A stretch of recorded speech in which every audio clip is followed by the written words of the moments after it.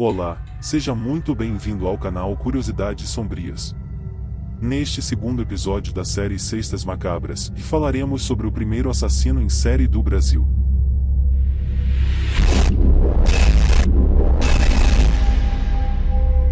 José Augusto do Amaral, mais conhecido como Preto Amaral, é considerado o primeiro assassino em série do Brasil.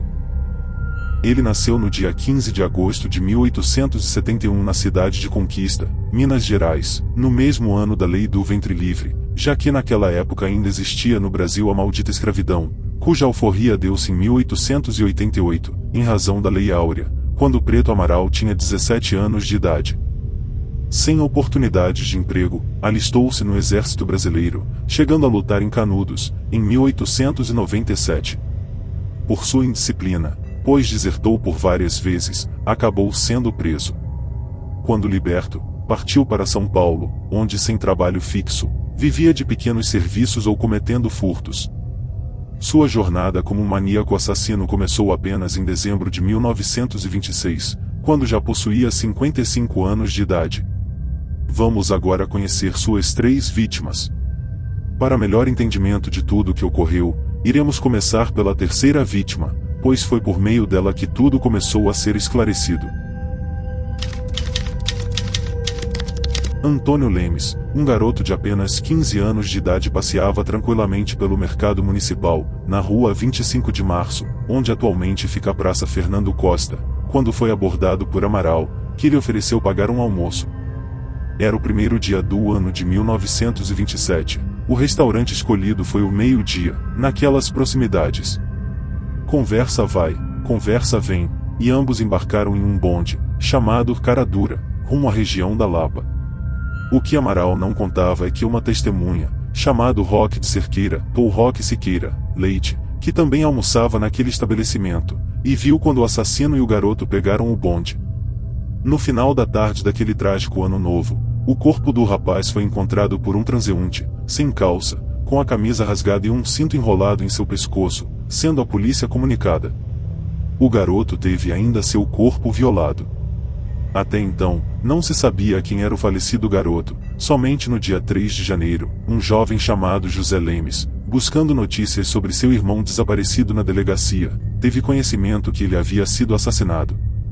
A foto de Antônio Lemes foi estampada no jornal Correio Paulistano, de 4 de janeiro, daí entra a figura da testemunha Roque Leite, que, lendo a matéria, procurou a polícia e comunicou tudo o que havia presenciado no restaurante Meio-Dia, no primeiro dia do ano, de 1927.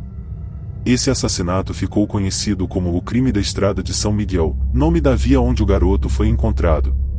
Junto com policiais, fizeram diligências nas proximidades da rua 25 de Março, sendo Amaral localizado e levado a interrogatório. Este teria sido seu último crime, mas não o único, pois Amaral confessou ainda outros 2 assassinatos, ocorridos em dezembro de 1926, e ainda uma tentativa de assassinato, ocorrido no dia anterior. Antônio Sanches, um jovem de 20 e poucos anos de idade, encontrou-se com Amaral nos arredores da Praça Tiradentes pedindo-lhe cigarro. A data era 5 de dezembro de 1926, ambos passaram a conversar. O jovem, que embora mais velho, aparentava ter 16 ou 17 anos de idade, disse a Amaral que tinha fome, quando o assassino lhe pagou um almoço em um botequim perto de onde estavam, chamado Restaurante do Ruinha.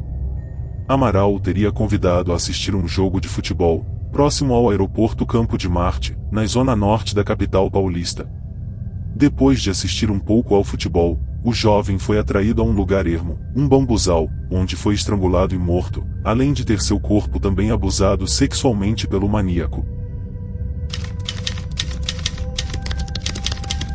José Felipe Carvalho tinha apenas 10 anos de idade quando foi assassinado, na véspera do Natal de 1926.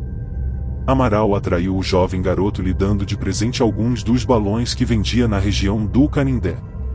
Amaral convenceu o jovem, convidando-o a ir até sua casa para buscar gaiolas. De igual forma as demais vítimas, José foi estrangulado, assassinado e teve o corpo violado pelo assassino. O garoto foi encontrado apenas 13 dias depois de sua morte, ou seja, no dia 6 de janeiro de 1927, também nos arredores do aeroporto Campo de Marte.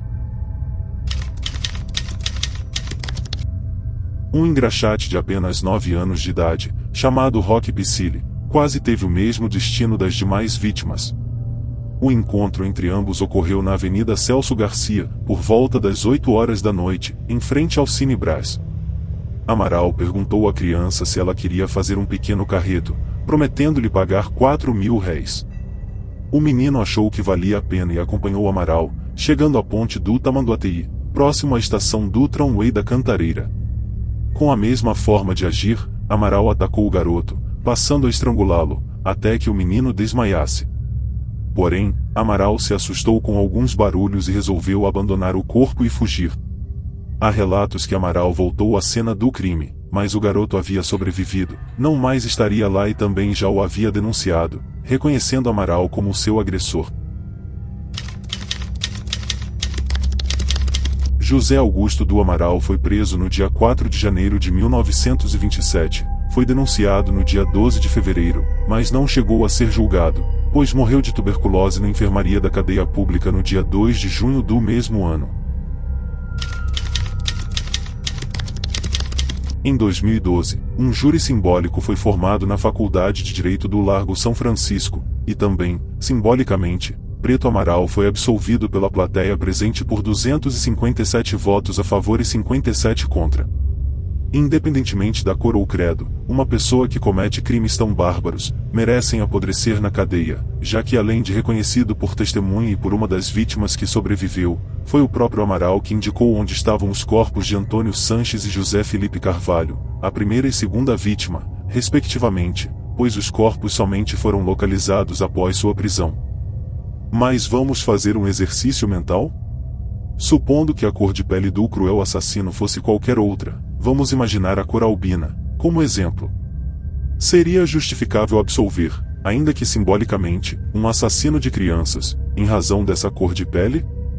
Repito, o racismo é um crime odioso e deve ser combatido exemplarmente, mas longe disso, as crianças, pobres e famintas, eram gratas pelo fato de um estranho pagar-lhe um almoço, parecer gentil, confiavam no falso homem e acompanhava aquele dissimulado, com alguma promessa de algum serviço ou presente, mal sabendo que sua verdadeira intenção era matá-las e praticar necrofilia. Digo tudo isso porque, em estudo clínico feito em Amaral, constatou-se que seu órgão sexual era de tamanho tão desmedido que, sequer as prostitutas se atreviam a satisfazê-lo.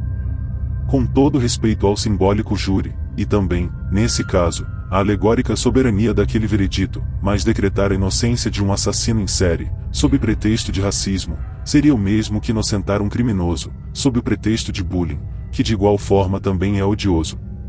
A rejeição, o menosprezo, o desprezo, até por profissionais do sexo, devido a possuir um imenso e desmedido órgão sexual, não justifica, também, os crimes cometidos.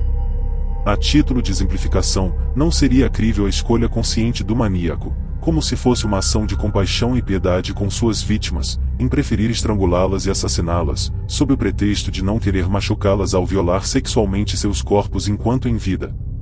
Na verdade, se tivesse um pingo de humanidade, não teria cometido nenhum desses crimes.